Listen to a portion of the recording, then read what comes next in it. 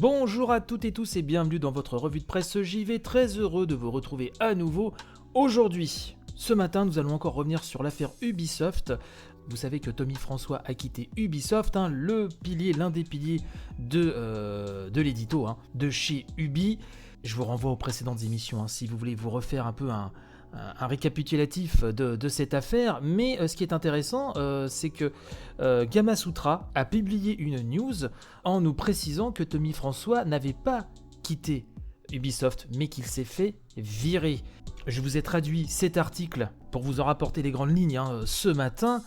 News signée Chris Kerr qui nous dit qu'effectivement Tommy François donc n'a pas quitté la société, il a bel et bien été licencié. On nous explique qu'une source proche de l'affaire a confirmé la nouvelle donc à Gamasutra, un site dont le sérieux n'est plus à démontrer.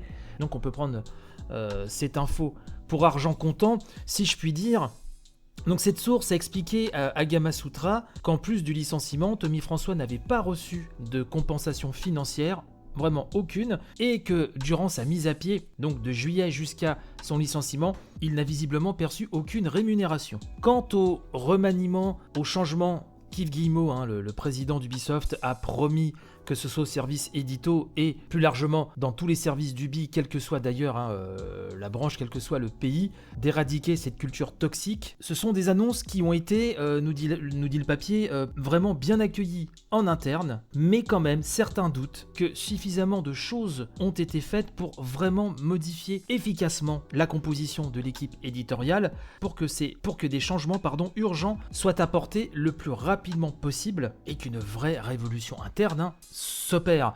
C'est ce que je vous disais d'ailleurs dans les précédentes émissions où on abordait ce sujet, c'est que ces annonces, effectivement, c'est un petit peu le minimum syndical, j'ai envie de vous dire. Maintenant, il faut voir si c'est vraiment suivi de fait, si cette culture toxique qui vraiment imprègne les murs d'Ubisoft sera définitivement anéantie. Donc on va suivre ça de près.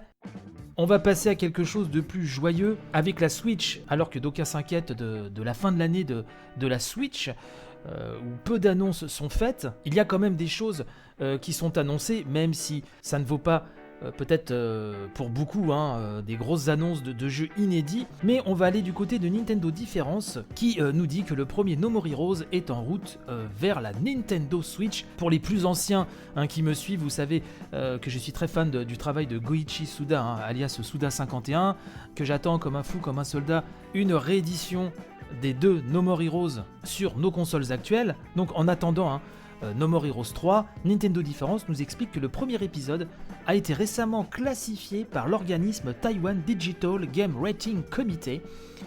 Je l'ai dit sans bafouiller, vous aurez remarqué la performance, comme de nombreux titres l'ont été auparavant, avant leur annonce officielle. Donc on peut vraisemblablement avoir confiance en cette source. Le jeu est listé uniquement sur Switch par Marvelous et redirige vers le site officiel japonais de la version originale sur Wii, sortie en 2007, nous rappelle Klaus de Nintendo Difference. Or, précision importante, l'édition Heroes Paradise, un portage amélioré qui était sorti exclusivement sur PS3 et Xbox 360, n'est mentionné nulle part. Mais il se peut que son contenu et ces améliorations soient malgré tout implantées dans la version Switch. Donc on va attendre une vraie confirmation pour cela, mais personnellement ce serait une très bonne nouvelle.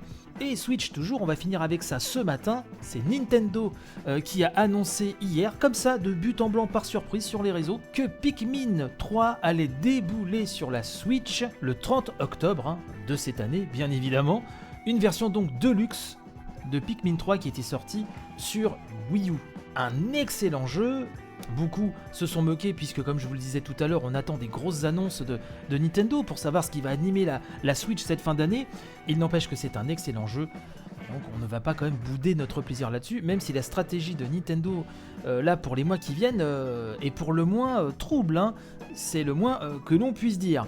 Merci de m'avoir suivi à nouveau ce matin, je vous donne rendez-vous demain pour le débrief du State of Play qui aura lieu ce soir au moment où vous m'écoutez, si je me suis pas emmêlé les pinceaux dans les dates. Et je vous annonce aussi qu'après 3 semaines de test de cette nouvelle formule censée être celle de la saison 4, qui a plus ou moins déjà démarré un peu en avance, à l'issue de l'édition de demain, l'émission va prendre un peu de repos et réattaquer de plus belle donc en septembre avec cette nouvelle formule qui visiblement vous a bien plu.